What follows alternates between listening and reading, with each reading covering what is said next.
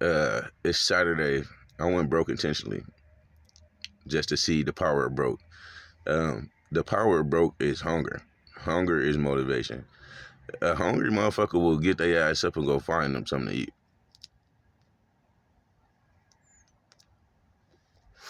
Thirst and hunger is two different feelings. They two different motivators. Uh, Thirst. Oh no, when you thirsty, you die of dehydration. It's a rush where you don't really have that time to think. That's why people call the skirt chasing, and you fall for the less savory women. You get one of those. You get a less. You don't get the partner that you want. You just get a partner because you're thirsty. Now hunger will make you really stalk your prey, and that's what'll get you that partner that you looking for. You'll fucking stalk this bitch. You'll stalk this nigga until you figure out how to capture him. That's hunger. So I went broke intentionally. I spent the last $40 I had. I'm about to enjoy myself. I'm going to live it up on this $40. I'm gonna wake up refreshed, and I'm about to go will my existence, will my reality. It kind of worked to an extent. I wasn't like this. The whole thing. I know how society is when it comes to the beggars and poverty, impoverished people. No matter how much the data shows that they should be helping each other, uh, society shuns the broke people. They have no problem turning a blind eye to somebody that's in financial trouble and turning their back on them. They have no problem not spending their money on those big, small, big companies. They just independents. Had no problem fucking going right back to corporate America and asking them for a handout when you can get the same handout from the broke homeless dude. That information is always out there. So, like I was saying, I go get my whiteboard. I'm standing on the corner of Sawmill and Bethel. It took 20, maybe 30 minutes, if that. I probably wasn't out there that long before a $5 bill popped out of the sky. Two Mexican, two Latino brethren. And on my board ain't had nothing but I said imagination at the top of it, and it had a face on it. Like this little, I was trying to draw this bike thing, but it had like this little, ended up being like a little Mogwai face. And then the bottom corner had this another face where it was talking and it said gloves. And that was the only thing that I was really banking on. Like, if I had the man's memo, if I said, yo, bring me some gloves. If I was work with something, try something small, yo, bring me some gloves instead of bring me $30 trillion. I say, bring me in some gloves. It took 3 cars. The first car came up and brought me $5. The second car came up and brought me a sandwich, some grapes, a bag of chips, and a bottle of water. The third car came up and brought me the gloves. First, it was a pair of Latino people, the homies, the Mexicanos. They came through, brought me $5. Second, it was a white dude, his girl, and his child that was in the van. He came and brought me the snacks. And then the third was a black lady, older black lady, and she came and just handed me the gloves. I stayed out there for about another 30 minutes just to see what happened. Once I got my gloves, it's pretty much I was done.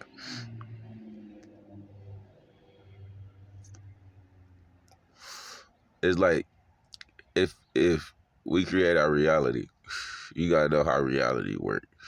And so we actually universe for something like everything's interconnected. If we actually we will it into our existence via the universe, just already having it. We got to know how it works. What's the process of getting it to you, and being patient enough to let it come to you. The art of doing nothing. What even sparked the idea of me going out there was I'm just walking around. It's one of those, like, I'm homeless, so I got the world at my fingertips, at least as far as I could walk, and comfortable enough to walk in my range. I just walked downtown. And I left from my van and shit. I walked downtown, went and got me some coffee or whatever. It got me a coffee and a Swisher. So I'm sitting there in front of On Paper is a store for writers and artists. They got all of the the fine paper, all of the fine ink. They even got wax and seals, old ass typewriters, all of the fine pencils, exclusive shit. They got all of it: pens, pencils, and paper. It's a place for writers and jars for artists. So I'm just sitting in front of there, just chilling thoughts, let my thoughts flow through. It was like more of a freestyle type night where just the thought, I was just letting them pass through. I was catching what I could catch, what I wanted to. And I'm watching the people. This is the Short North area. It's like a bar. It's like a strip, well, not a strip mall. It's like a bar strip. And, people bar hop on when they can. It's pretty cold out there. I'm bundled down, so I'm chilling. I'm just sitting there watching the people walk by. It's a slow crowd because it's later in the night, so it's only like 2 or 3 people at a time. Every so often, a minute or two pass, and the first few people, they just acknowledged me and shit. And then there was this group. It was this girl and 2 dudes, and one of the dudes just handed me $2. I'm like, okay, I wasn't asking for that, but I appreciate it. Thank you.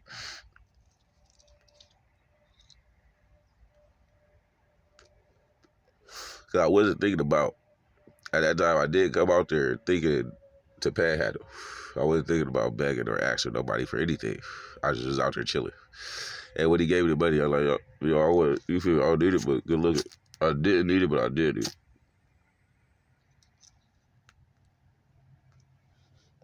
Quite a bit taken, but the $2 wanted me, I wanted the $2. We knew each other from somewhere. The $2 made it to me by just being where I was at. I made it to the $2 by meeting it there. How do I get the bigger stuff that I want like that? So I'm like, fuck it. If that worked, if I just put myself in position, like just to be there, somebody will give me the stuff I want. What I did do is disconnect the expectations. I think it's easier. I can't say it's easier for it to get to you, but it looks like it's easier if I don't expect anything. Like if it's just an experiment.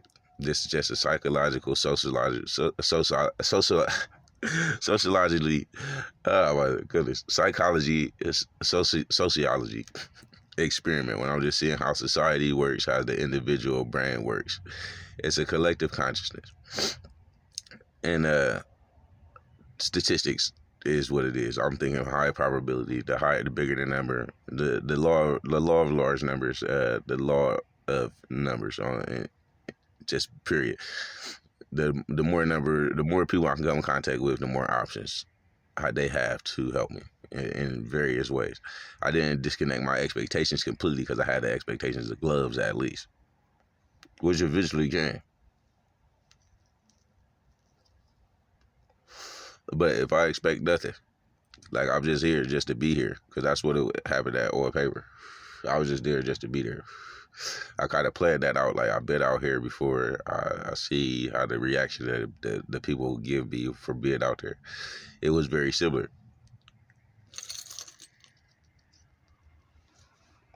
I know timing is everything. Location. Then on top of that, timing. Y'all see fucking Back to the Future. You had to wait for a certain time for them to use that shit. When the lightning struck, that's when they could turn the car on, that's when they could dip. But they had to wait for a time for them to dip back out to their reality.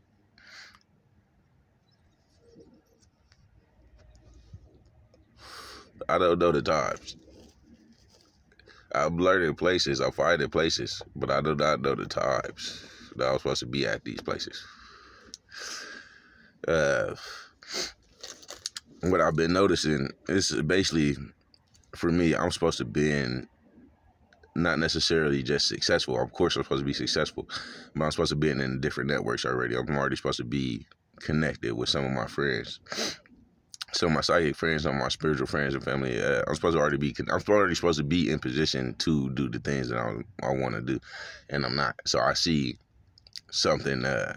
Literally, it's like I don't know if it's something physical or it's something spiritual.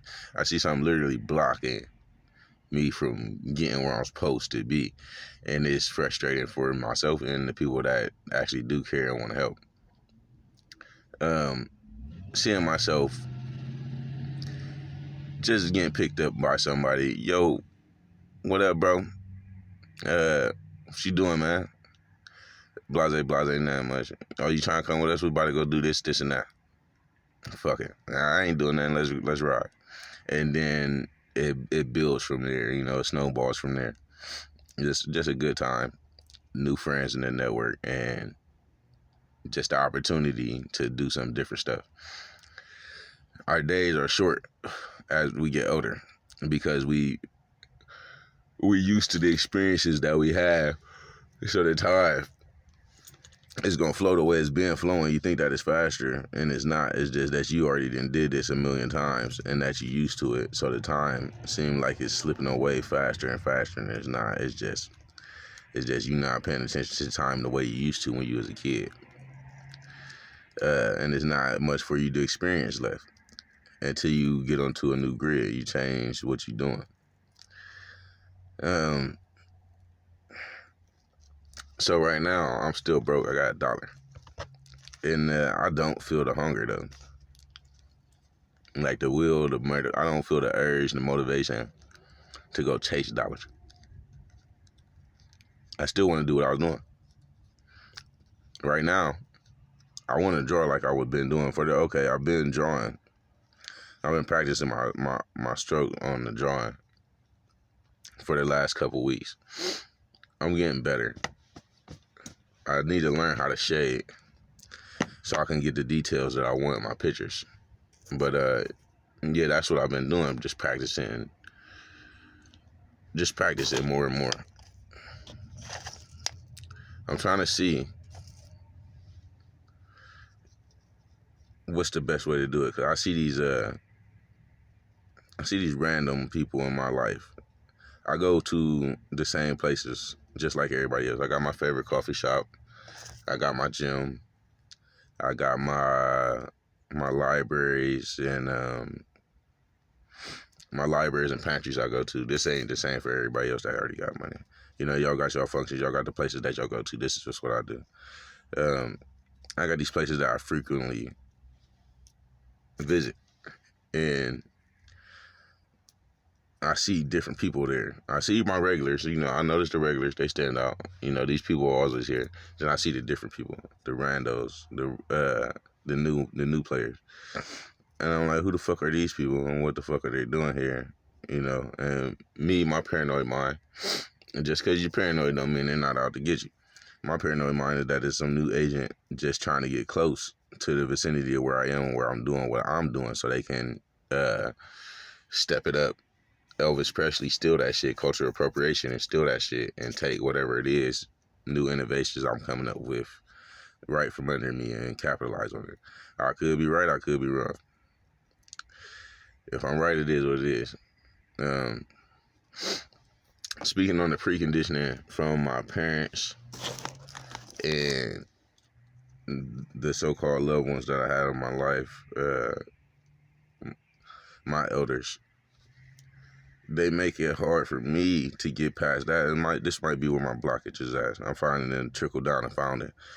They make it hard for me to see myself prosperous or see myself in a good place because they're always telling me that I can't do what I want to do, or that whatever it is that I'm thinking about doing is just wrong. They try to tell me the way I think is wrong. I told my grandma once I wanted a spaceship, and she didn't believe me. She thought I was crazy. Nigga, I'm just getting into thermodynamics, into the other physics, the advanced physics and shit like that. Well, they say advanced or higher. I'm just now getting into this stuff. Magic is very real, and we not learning magic the way we should learn it. We always, like, people had to go to the devil just to learn magic. There had to be some type of satanic, Luciferian, or whatever the fucking term would be, in order to be practicing magic. Like, magic is in this society, magic is one of those things that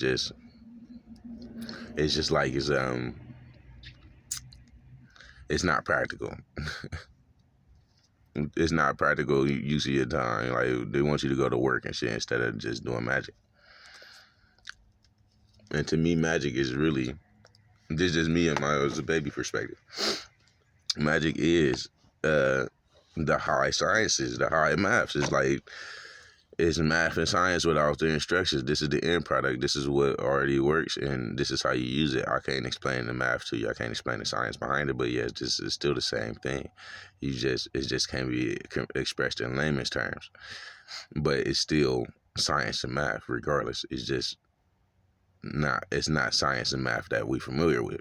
You know, it would be considered some type of alien technology or some bullshit like that.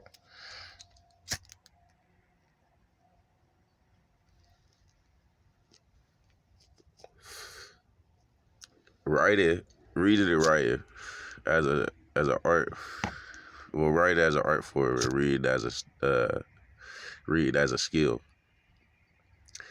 We read and write in American English, and how broken is that language? And like we really, I feel like this is. I came to this conclusion a long time ago. We really don't know what we're saying as Americans. We speak in gibberish because this is a a mesh of several languages being used abstractly. So if we using it on the most mundane way that we can use it. We don't really know what we're saying. We don't really know how to say what we want to say in order for it to manifest instantaneously. That's why I look at the Arabic languages, the Middle Eastern languages. I look at it was another one. They say Albanian.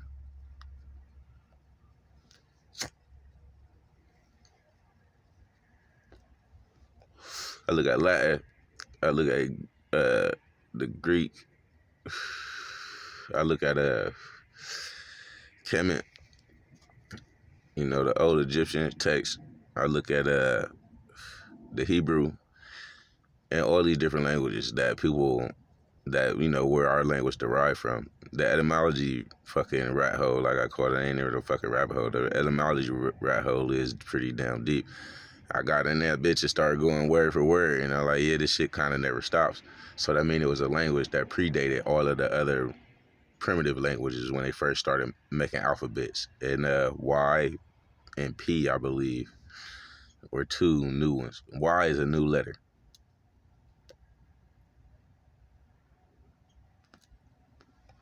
Y was always there, but it wasn't considered Y. It was another letter. And I think P might have been another one. But some of these letters in our alphabet just didn't exist. And we making sounds, the way our tongues get heavy and lazy, we making sounds that are basic is what I can say with our words. And it's more advanced sounds to make. Now if we can make those sounds, that would be the spell that you could cast to do the magic. So whatever we think we know about magic in English or American is flawed and it's inaccurate. So whatever it is they're talking about, you create your own reality, that can't be accurate because somebody's creating a reality that's bigger than that, or a reality that's stronger that controls everybody else's realities. So when they did the arcs in the Rick and Morty about the people that can make the plot twist and the rewinds and all that shit, it's a matter of creativity. And you gotta think about it. If you really did bring yourself here, like if you really chose to come to Earth, you chose your vessel, you chose your body, you chose your parents, and you chose all that, you chose your timeline. This is how your life is gonna be. Why would you put so much adversity in it? And people talk about karmic debt and having karmic parents and all of this shit. Where's the karmic equity? And like, where is the equity at? Like, I couldn't have been that fucking bad that my life is this hard. My life's been hard for a long time. It's been so hard for so long that this hard shit is easy to me. That's how I know I'm worth a lot of money, that I can do all of these complex things ever so simply. But I just can't get my fucking accounts accessible. I got accounts that are flooded, and I can't get access to them for some reason. I don't know why. So that's what I'm pondering on today. How to do nothing. Like, how do I get to the right place at the right time and do nothing and let the world change around me? That's my plight for today. How do I manifest my reality? It's somewhere I can go at the right time, and I can literally do nothing but think and watch the world change. But until next time. Previously